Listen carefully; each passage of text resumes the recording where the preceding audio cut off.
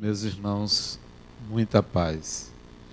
A reencarnação é um processo de retorno a um novo corpo que não é muito simples de se aceitar. Quando o homem foi à Lua, na década de 60, no final da década de 60, mesmo vendo, muita gente não acreditou.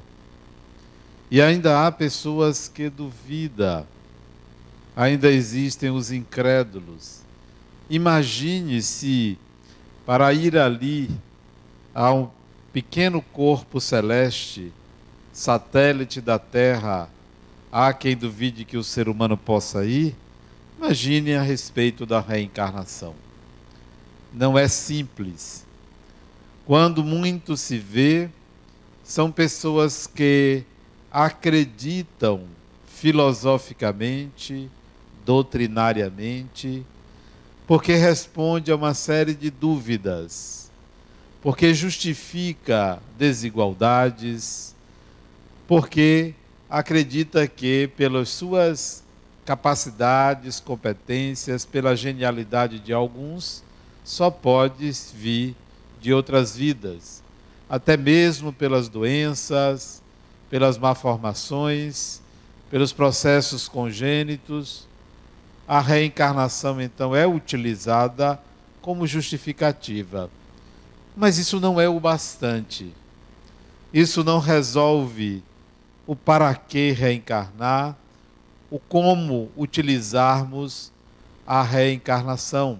Se ela só servir para explicar, é mera teoria. É mero conhecimento. Ela tem que ter uma utilidade muito maior, porque é um fenômeno, é um processo, é uma condição de todo ser humano, é uma realidade. Então isso tem uma utilidade muito maior do que uma crença.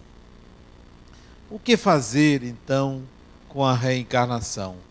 Como sair da crença e passar para a consciência da reencarnação?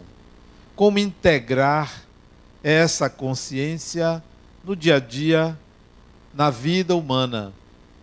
Muitos espíritos reencarnam, passam séculos e séculos indo e voltando,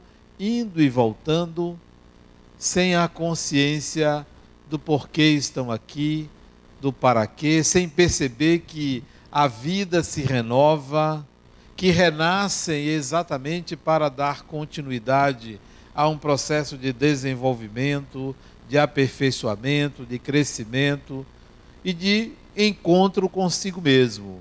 Muitos reencarnam quase que inconscientemente, maldizem a vida, reclamam de tudo, não conseguem entender quem são, para que estão aqui e o que devem fazer na encarnação.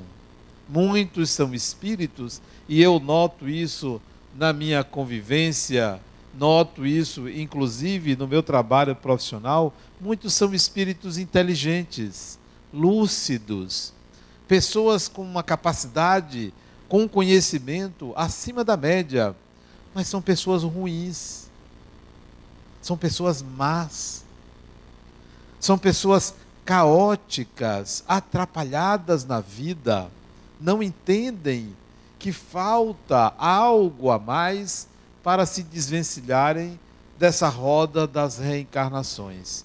Porque são pessoas más. Por causa do poder, do desejo de poder, por causa do egoísmo, por causa do orgulho, por um momento infeliz, por uma vingança, por um ódio, estragam 100 anos de uma vida. Às vezes, estragam várias encarnações por um detalhe. São pessoas ruins. E não é simples notar isso. Muitos vêm com marcas para lembrar. Marcas físicas, marcas sociais, dificuldades externas para se lembrarem das suas condições internas. Mas preferem fugir do esforço de transformação. Preferem levar a vida como se nada disso existisse. Descrentes e, quando crentes, usam a crença apenas para se consolar. Nós temos que sair apenas do consolo. Nós temos que ir mais além do que buscar um conhecimento para se consolar. Porque se for para se consolar, basta acreditar em Deus. Basta acreditar que será feliz. Esse seria um consolo. Mas o Espiritismo, a doutrina das reencarnações, é para muito mais do que um consolo ou uma explicação para a vida. Lembro-me que eu era recém-casado, isso no começo da década de 80. Eu saía geralmente de casa perto de 8 horas da manhã, porque começava a trabalhar às 9 da manhã. Não tinha aquele trânsito que existe hoje, fluía mais fácil. Eu trabalhava na Ajuda, ali pela praça, próximo da Praça da Sé, e morava em Amaralina. E eu ia saindo de casa, quando ia abrir a porta, o telefone tocou. O telefone ficava na sala, tínhamos uma única linha, não existia telefone celular. E eu, antes de sair, fui atender o telefone. Uma voz rouca, meio que agressiva, essa voz, não disse bom dia, disse apenas: eu quero falar com o doutor Nemésio. Me lembro do nome. E eu, muito tranquilamente, disse: olha, aqui não tem ninguém com esse nome. Ele disse: chame doutor Nemésio, que eu quero falar com ele. Eu disse: olha, eu já lhe disse aqui, não tem ninguém com esse nome. Meu nome é Adenauer, eu moro aqui. E esse telefone era um telefone que eu tinha há mais ou menos uns 8 meses. Poderia ser o dono anterior. O fato é que ela, agressiva, mal educada, insistia para que eu chamasse aquela pessoa que eu não conhecia. E eu, muito tranquilamente, disse: vem cá, por que você quer falar com essa pessoa tão insistentemente? Ela disse: ele é meu advogado e eu quero falar com ele. Eu disse: mas eu já lhe expliquei, não tem ninguém aqui com esse nome. Ela disse: chame ele. Eu disse: mas por que essa insistência? Ela disse: é que eu vou me matar e ele precisa saber. E eu entendi que era uma pessoa desequilibrada e comecei a conversar. Disse: olha, não adianta você se matar porque a vida continua. Ela disse: como é? Eu disse: a vida continua, não adianta. Você pode matar o corpo, mas você vai sempre existir. E se é porque você está com algum problema, você vai continuar com esse problema. E conversamos mais ou menos por meia hora. E eu a convidei para ir ao centro espírita que eu frequentava naquela época. Pois bem, desliguei e fui trabalhar. No dia seguinte, no mesmo horário, ela ligou. Com a mesma voz rouca e agressiva, como se tivesse bebido. Com o mesmo discurso de falar como advogado. Eu atendi, conversei com ela, ela me falou um pouco sobre ela, eu falei sobre o que eu fazia, falei sobre o espiritismo, ela perguntou meu nome, eu disse meu nome, conversamos por mais de meia hora, de manhã, mesmo horário. Dia seguinte, ela ligou. Todos os dias, à mesma hora, ela ligava para mim. Todos os dias, e eu atendia. Atendia, conversávamos, eu chamava ela para o centro, mas ela não ia. Ela disse assim: eu não vou, porque eu tenho uma doença, e não quero que você me conheça. Eu tenho vergonha da minha doença. Diz: que doença você tem? Durou para me dizer qual era. Ela tinha uma síndrome, resumidamente, acondroplasia. Era a doença dela. Eu conhecia e disse: mas que besteira. Disse: besteira porque não é com você. Você não tem essa doença desde que nasceu, e eu tenho essa doença. É por isso que eu bebo. Ela era alcoolista. Uma pessoa extremamente inteligente. Extremamente inteligente. Como nós temos espíritos extremamente inteligentes, mas péssimas pessoas. Péssimos seres humanos. Pessoas, para mim, que são péssimas, são pessoas, e eu uso esse termo, para pessoas que desistem de viver. Pessoas que desistem de viver são péssimas pessoas. Pessoas que não têm um sentido para viver são péssimas pessoas. Pessoas que não enxergam a exuberância da vida que lhe é dada por Deus são péssimas pessoas. São pessoas mal agradecidas. São pessoas inteligentes, lúcidas, capazes, mas não enxergam a divindade, não sentem a divindade. E além disso, péssimas pessoas são pessoas que não se ocupam e nem se preocupam com o seu semelhante, só enxergam a si mesmas, só querem o melhor para si, esquecidas de dar a sua colaboração em função de viverem em sociedade. Pois bem, ela não queria que eu a conhecesse. Eu disse, não tem problema. Uma vez ela se atrasou de ligar, eu saí, e minha esposa passou então a consolá-la. E ela conheceu minha esposa, passou a conversar com a minha esposa. Ia ligar em outros horários, que eu não estava em casa. E ficaram íntimas, né? As duas, né? Amigas, e conversavam. Até que chegou o dia que ela aceitou que eu fosse conhecê-la. Ela era casada, tinha 2 filhos. Ela já desencarnou, porque isso tem muitos anos. Ela era casada, tinha 2 filhos.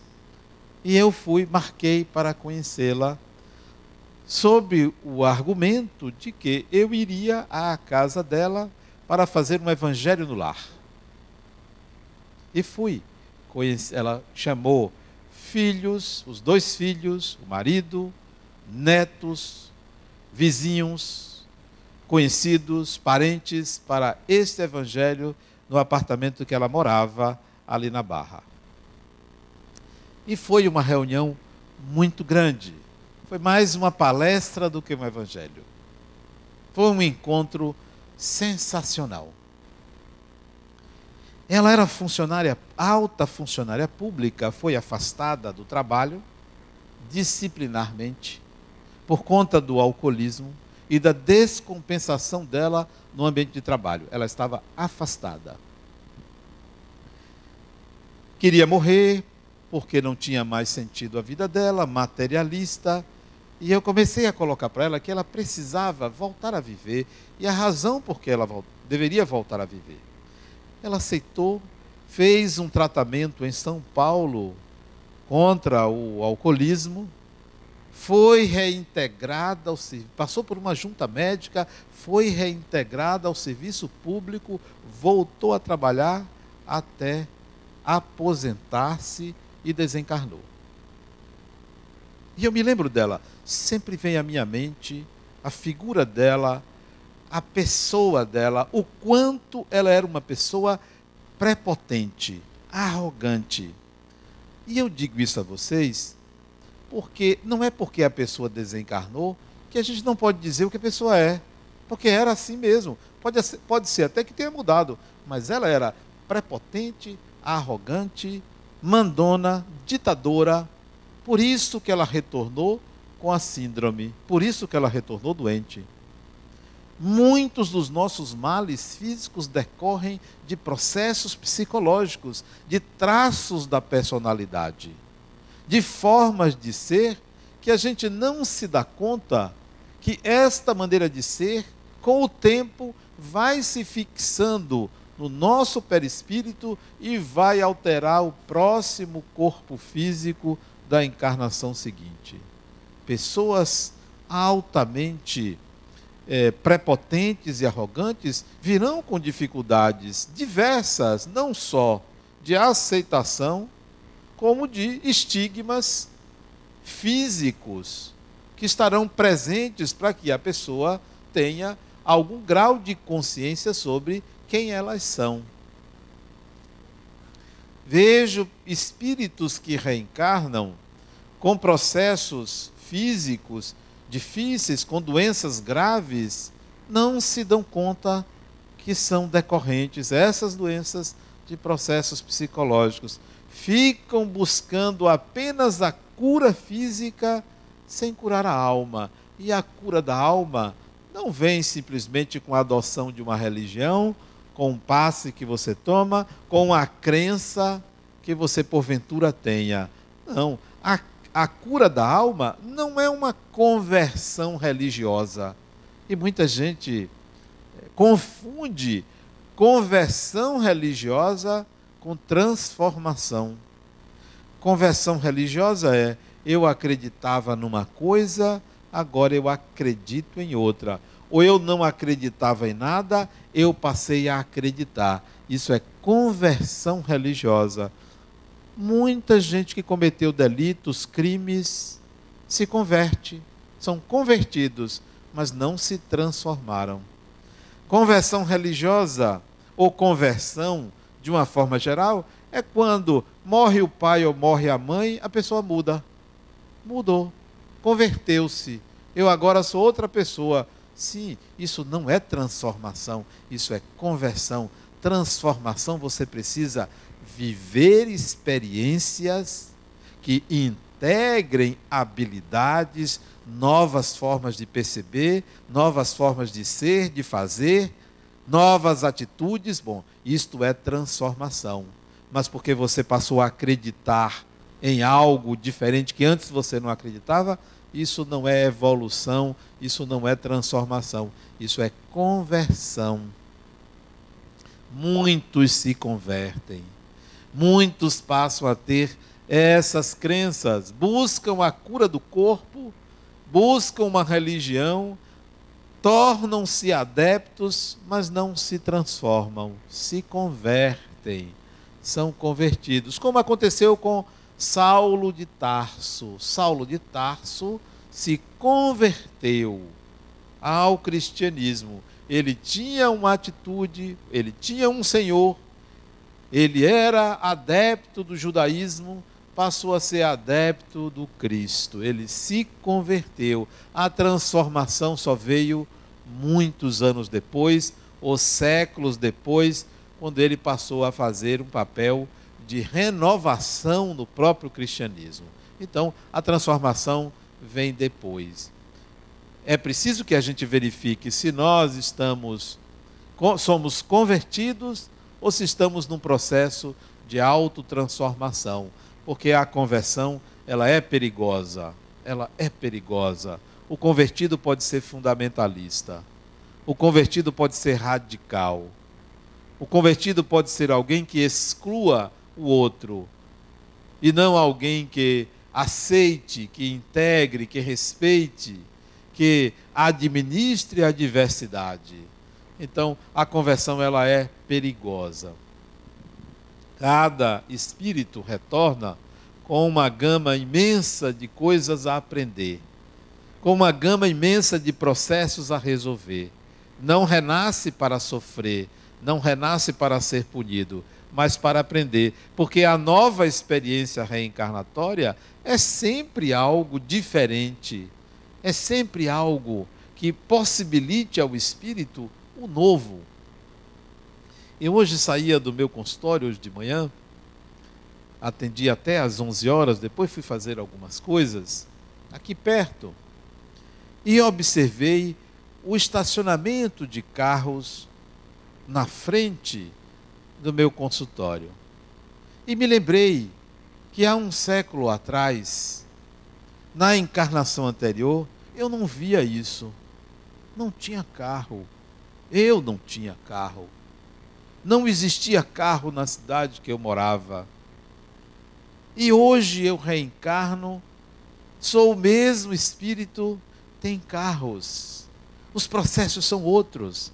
as oportunidades são outras. Assim como eu retorno e sou o mesmo e encontro coisas novas, todos nós somos os mesmos espíritos e encontramos um repertório imenso de coisas novas, não só coisas como relações, como pessoas, como oportunidades, porque a divindade nos apresenta sempre um grau de complexidade crescente na sociedade.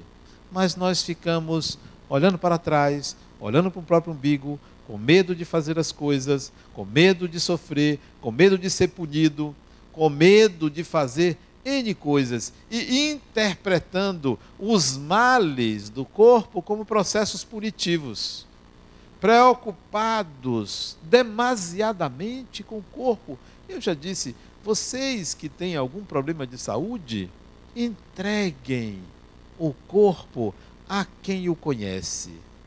Entregue à medicina. Tem um problema de saúde? Entregue aos médicos. E continue a sua vida. Continue a viver. Mas não, o medo da morte, a relação entre doença e moral, faz com que sua mente se paralise e não se ocupe de outra coisa senão acomodar o ego em relação à doença. Ora, entregue ao corpo, entregue à medicina. Assim como, se vocês têm um problema de relacionamento, entregue esse problema a quem o conhece. Quem o conhece, quem conhece a você e ao problema. Converse com um amigo, converse com o pai, converse com a mãe, converse com o companheiro, com a companheira. Divida. Não atue sozinho na vida, porque nós vivemos em sociedade. Retornamos com esses processos físicos e ficamos encasquetados, preocupados. Ora, a vida é muito mais do que uma doença no corpo. A vida é muito mais do que o tempo que nós temos nesse corpo. Todo dia é dia de renascimento. Todo dia é dia de algo novo. Não precisa nem você se preocupar com reencarnação. Ah, eu acredito, eu não acredito. Não se preocupe com isso, não. Cada dia é uma nova oportunidade de fazer diferente ou de viver de uma forma diferente. Mas fica ali com o pensamento contínuo, com o pensamento voltado para uma mesma doença, para o mesmo problema, não conseguem desligar-se. Um dia um paciente veio me perguntar, como é que você faz para se desligar dos seus problemas? Eu já disse, eu divido, tem os meus, que são comigo, e tem os que não são comigo. Se não são meus, eu não me ligo neles, eu não me preocupo com eles. Eles não me pertencem. Quais são os problemas que me pertencem? Quais são os problemas que eu tenho? Os problemas que eu tenho são os problemas que eu causo ao outro ou a mim mesmo. Como eu não ando trazendo problema para ninguém, então eu já tiro metade. Todos os problemas que eu tenho são os que eu causo a mim. Como eu gosto muito de mim, tenho uma autoestima elevadíssima, eu causo muito pouco problema a mim. Pouquíssimo. Às vezes o problema que eu causo a mim é que, por exemplo, hoje à tarde eu não fiz nada. Então isso é o problema que eu causei a mim. Não fiz nada hoje à tarde, fiquei na cama, meu neto não estava aí, então não tinha o que fazer, porque eu gosto muito na quinta-feira de tarde agora ficar com ele, então ele só chegou mais tarde. Então o problema que eu causei para mim hoje é que eu fiquei deitado lá na cama, a tarde toda assistindo filme, assisti 3 filmes, assistindo filme. Esse foi o problema que eu causei para mim. Fora isso, não tem 2, 3 ligações, o telefone teve um inconveniente que me acordou, uma hora que eu dormi, porque tem gente inconveniente, né? Liga para a pessoa 5 horas da tarde de quinta-feira. É um desrespeito. Horário de ligar para a pessoa é o horário que a pessoa quer, né? Não me perguntou que hora eu posso ligar para você. Tem que mandar um torpedo. Eu posso ligar? Não, já vai ligando para você. E o telefone eu esqueci, não botei no silencioso, me acordou. Não cause problema para si, não cause problema para os outros e siga a sua vida. Não se preocupe. Amanhã eu vou ao médico, amanhã de manhã cedo. Vou ao médico. Porque à medida que a gente vai envelhecendo, vai desencarnando, né? Vai desencarnando. Natural, o corpo tem seu limite, tem fadiga corporal, né? Tem os processos orgânicos que você traz de outras vidas. E amanhã eu vou no médico, amanhã de manhã cedo, né? E vou dizer ele, doutor, olha, não se preocupe comigo. Não se preocupe comigo. Tudo que você disser, eu vou seguir a risca. O médico que eu vou é o oculista, né? Que eu vou trocar de óculos.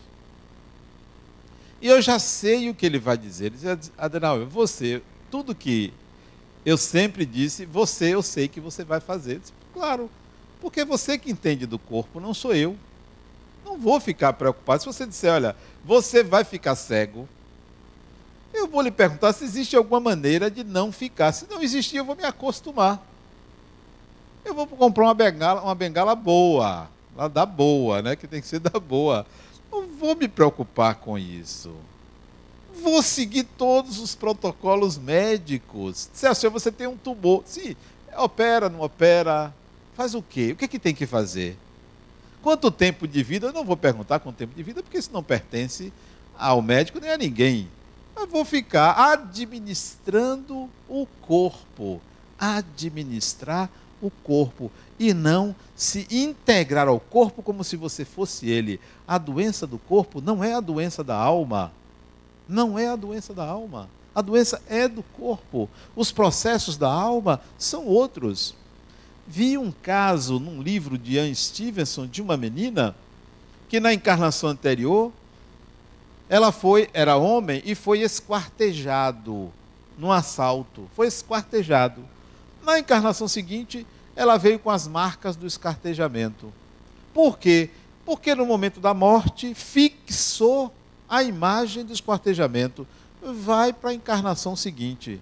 Não precisa ficar gravando o corpo, olhando para o corpo como se o corpo fosse você. O corpo é uma veste. O corpo serve para o espírito manifestar na dimensão física. Quando você tiver para desencarnar, ou quando desencarnar, viu o corpo morto, agradeço. Olha, obrigado por ter me sido útil. Obrigado por ter me servido. Não, tem gente que vai ficar chorando, como se tivesse morrido. Não, a morte é do corpo. Esse sentido que a gente aplica demasiado, esse valor que a gente aplica demasiadamente ao corpo, é o inverso do que a gente deveria aplicar à alma. Invertemos as coisas. O que é a alma? É a sua essência, é a sua natureza, é a forma como você faz, pensa, vive, elabora. Isso sim é que você deveria se preocupar. A cada fase da sua vida, fazer de uma forma melhor. A cada momento, você fazer de uma forma diferente e melhor. Além disso, tem gente que é muito rígida. Tem gente que é muito séria. Como também tem muita gente que é desleixada. Mas em relação à vida, não existe nada de grave, não existe nada de trágico ou que vá destruir o ser humano. Então, viva a vida com fleuma, isto é, viva a vida com leveza. Ah, morreu, chora e tal, mas passa. Ah, fulano tem um câncer, ok, fulano está doente, passa. Ah, fulano engravidou sem querer, passa também, sai, porque tem que sair, né? Ah, fulano vai ter que viajar, vai ter que mudar.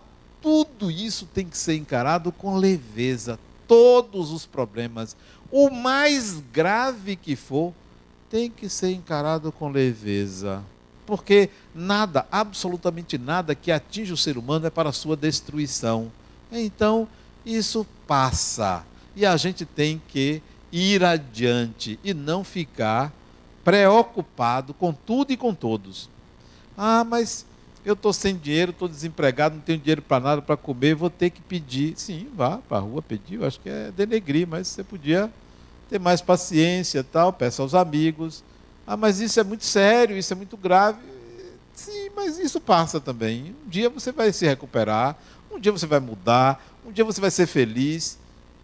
Isso não quer dizer que a gente deixe as coisas acontecerem de qualquer jeito, mas é não colocar gravidade em tudo, como se tudo fosse sério demais e fosse uma tsunami. Até a tsunami. Alguém aqui fica pensando na tsunami?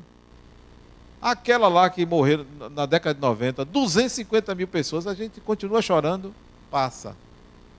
Outro dia foi nas Filipinas, passa, vai passando. E assim a vida continua. Se você fica com o pensamento fixo numa coisa, você vai sofrer com aquilo. Você vai passar uma encarnação pesada. E tem pessoas pesadíssimas. Tudo é grave, tudo é sério, tudo é traumático, tudo é muito grande, tudo é um transtorno, tudo é demais. Não, calma. Nós temos uma origem divina. Nós temos um Deus criador e que não fez isso tudo para que a gente ficasse aqui batendo cabeça, sofrendo. Tem um sentido, tem uma finalidade, tem a participação de cada um. Essa é a ideia que nós devemos passar para os outros e para a própria vida. Tudo tem uma finalidade. Nem sempre vamos conseguir encontrar a causalidade, mas tudo tem uma finalidade. Por que eu estou sofrendo? Nem sempre você vai saber, mas para que você está sofrendo, sim. Isso é mais fácil de você saber. Por que isso acontece comigo? Para que isso acontece comigo? É muito mais adequado enveredar por esse caminho. Essa pessoa, esse personagem que entrou na minha vida na década de 80, ela me trouxe muitas lições. Porque a partir daquele primeiro encontro, que foi alguns meses depois daquele primeiro telefonema, nós travamos uma amizade. Eu pude conhecer a vida dela. E posteriormente, a filha dela veio a ser minha paciente. Posteriormente, a neta dela veio a ser minha paciente. E é possível você ver, pelo menos a mim, a progressão dos espíritos. Os espíritos atrasados e inteligentes. Os espíritos simplórios, mas de boa vontade. Os espíritos que são mais emotivos, os espíritos que são mais racionais, mas todos são espíritos que vêm, ora numa família, ora em outra, vivendo processos que muitas vezes poderiam ser evitados, outros que vêm para ajudar o outro, outros que vêm seguindo o outro. Olha, eu vou reencarnar porque eu quero me aproximar de fulano, e provocam certas encarnações próximo da pessoa. Não consegue nascer na mesma família, mas nasce por um irmão, uma irmã, alguém próximo, só para seguir aquela pessoa, porque gosta.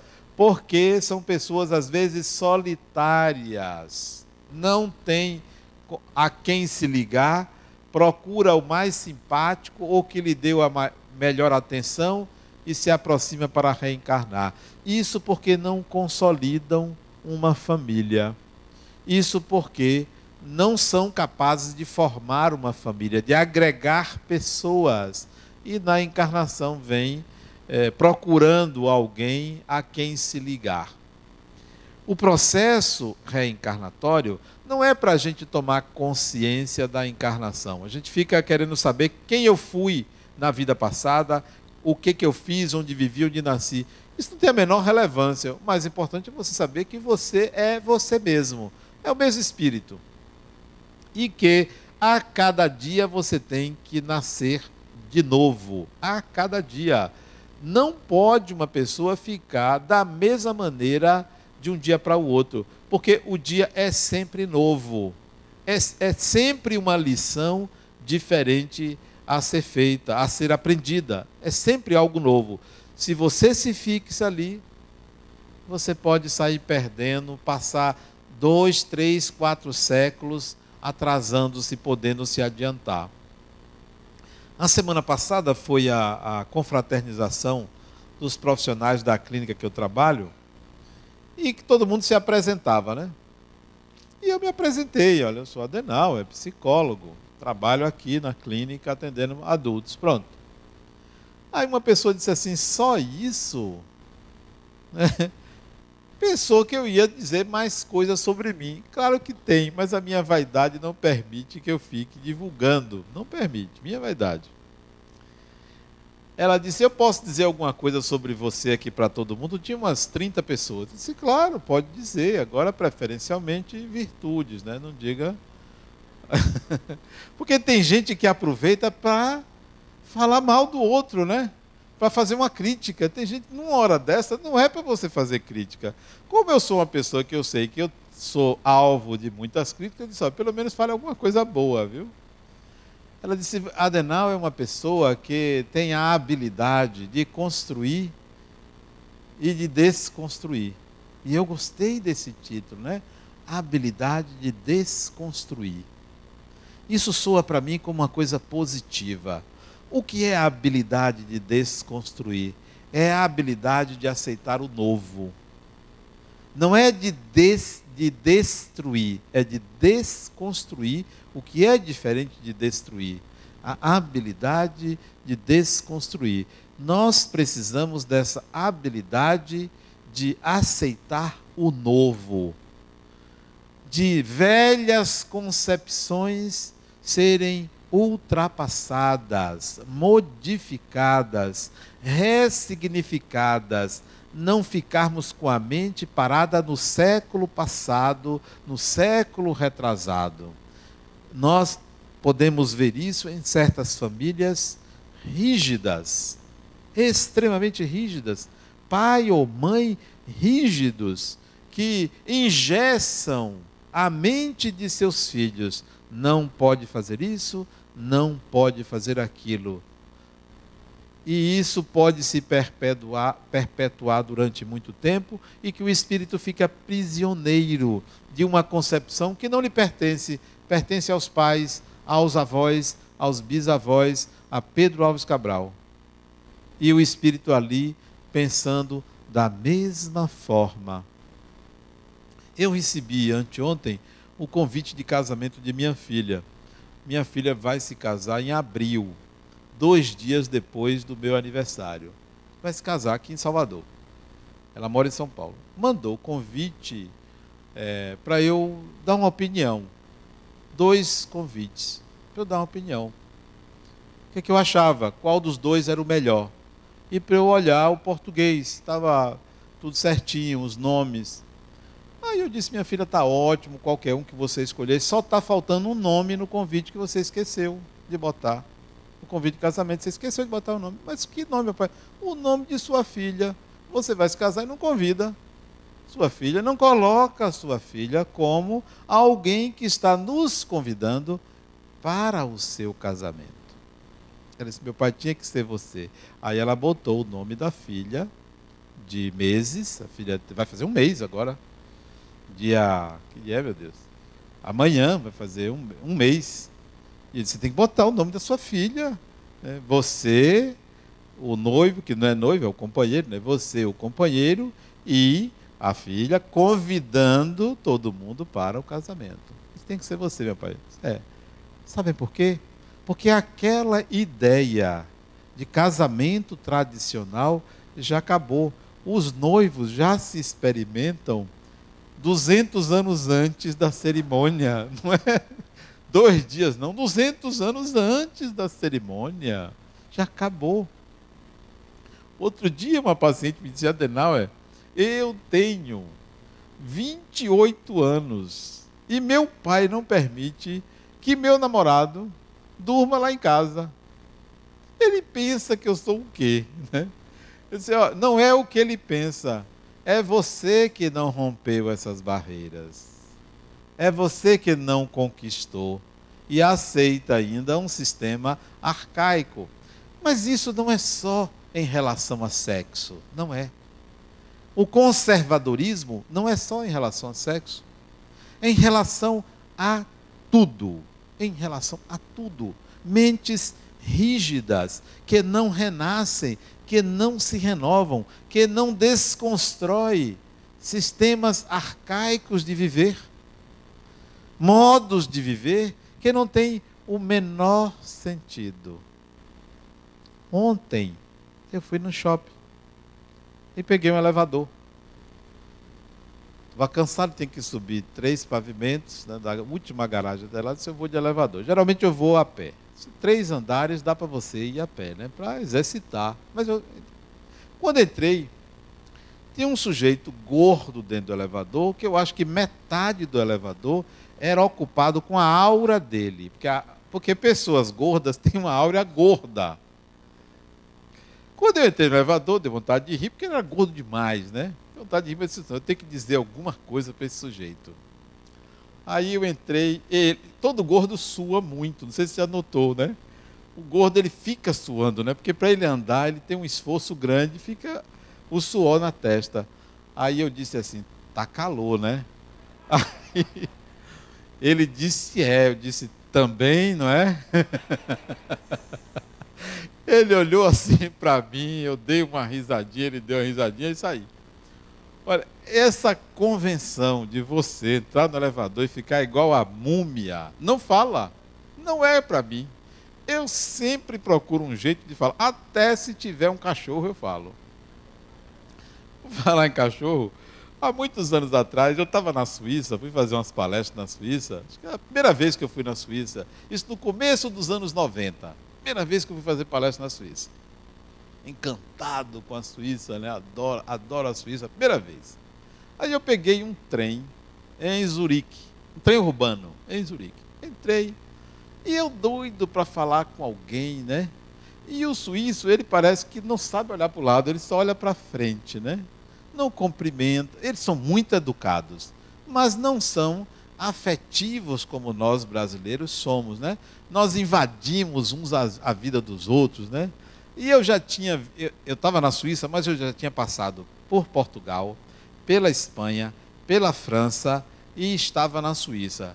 Já há 2 semanas viajando, querendo alguém para conversar, né? Aí peguei o trem urbano, né? Um trem elétrico. E ali fiquei olhando para as pessoas, né? Para ver se alguém cumprimentava, alguém sorria. E na Suíça, a bicicleta, por exemplo, você pode entrar do ônibus com a bicicleta paga meia. E não tem cobrador e eles pagam. O cachorro pode entrar no ônibus, paga meia, né? E tinha um cachorro. Eu olhei para o cachorro para ver se o cachorro olhava para mim. E a gente fazia uma interação, mas o cachorro do suíço é igual ao suíço, é educadíssimo. Ficou ali, me esnobou a viagem toda o cachorro. Ali sentado no chão, olhando para frente, não olhar para o lado, nem o cachorro. Você veja como o dono influencia o seu animal. Mas isso para vocês entenderem que nós somos seres afetivos e precisamos sair de certas convenções, de certos modos de ser que não condizem mais com os tempos modernos, com as inovações, com a evolução do espírito, com uma forma de ser ultrapassada. A gente precisa avançar, precisa desconstruir para desamarrar, para se libertar dessas algemas que a gente cria por convenção, por um modo de ser arcaico e inadequado. Nós vivemos uma sociedade hoje que interessa-nos dialogar com o outro, compartilhar com o outro quem nós somos. Já pensou eu dizer de mim a alguma pessoa o que é que vão pensar de mim? Dizendo ou não, vão pensar de você o que você não gostaria. Porque nós, seres humanos, nesse ponto somos cruéis. Tudo que não presta em nós, a gente transfere para alguém. Sempre é alguém. É o vizinho, é a vizinha, é o chefe, é o patrão, é a autoridade, é quem trabalha no governo, é quem faz isso, é quem faz aquilo. A gente vai transferir tudo de ruim nosso para o outro. E de fato existe no outro. só que a gente não enxerga na gente. Então, você sendo bom ou não sendo bom, você vai ter sempre um olhar pejorativo de alguém. E sempre a pessoa vai procurar aliviar-se da sua sombra, olhando a sombra do outro. Sempre. Então, perca as esperanças de ter uma imagem 100% positiva. Porque aquele que foi bom, fez o bem, jogaram ele numa cruz, trespassaram uma lança, jogaram pedra. Imagine nós outros, que de vez em quando damos uma derrapada. Não se preocupem com a imagem ou que os outros veem de vocês, porque sempre vão enxergar também o lado negativo, também. Preocupe-se em desenvolver habilidades, preocupem-se em construir algo de novo na sua personalidade, em acrescentar, em fazer algo diferente, em desconstruir um formalismo exagerado que pesa sobre a sociedade. E uma maneira de ver-se moralmente como uma pessoa pecadora, ruim, como uma pessoa que não merece o amor, a bondade, o bem, porque veio com esse ou aquele problema. Não. Trate o seu problema físico ou psíquico de uma forma diferente. Se está no corpo, está saindo. Eu tenho que aproveitar este tempo. Não é esta vida, não. Não é só aproveitar esta vida, não. Eu tenho que aproveitar este tempo da minha consciência.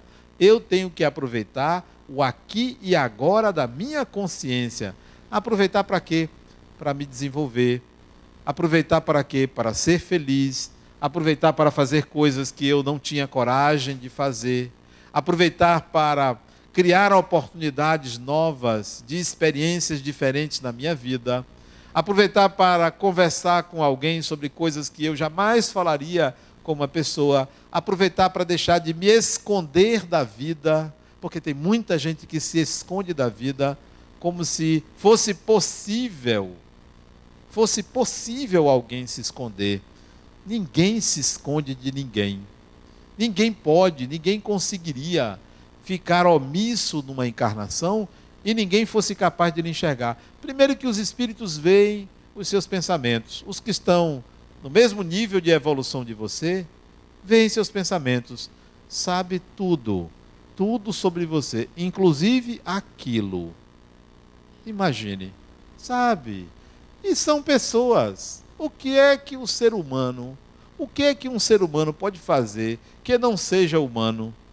Tudo que o ser humano faz é humano. Então, não se envergonhe de quem você é ou de ter companhias espirituais que sabem quem você é. Seja você mesmo. Nós temos 3 possibilidades. Ou você é quem você é, ou você mostra o que você quer ser, ou você mostra o possível de você. O ideal, como dizia Nietzsche, é a gente ser o que nós somos, tornar-se o que de fato nós somos. E isso inclui a nossa natureza negativa, ruim. Não que você vá realizar, mas você tem que tomar consciência do seu lado negativo, do seu lado ruim. A vida não é um mar de rosas, nem é um paraíso. Nós somos espíritos que estamos aqui para aprender, para crescer, e vamos sempre encontrar uma realidade melhor. Mesmo que a gente não se melhore, vamos encontrar uma realidade sempre melhor. Sempre melhor. Bom é que também tem essa ajuda, porque a evolução do espírito é individual e coletiva. Você evolui porque você se transforma e você evolui porque a sociedade se transforma. Isso é simultâneo. Nós recebemos essa colaboração de Deus, essa colaboração do meio. Não é só um processo individual, é coletivo também. Aproveitemos o conhecimento espírita, o conhecimento da reencarnação, o conhecimento da mediunidade, o conhecimento da imortalidade do espírito, para a gente nascer a cada dia disposto, com vontade de viver, de superar-se e de realizar coisas novas para o enriquecimento do próprio ser. Muita paz.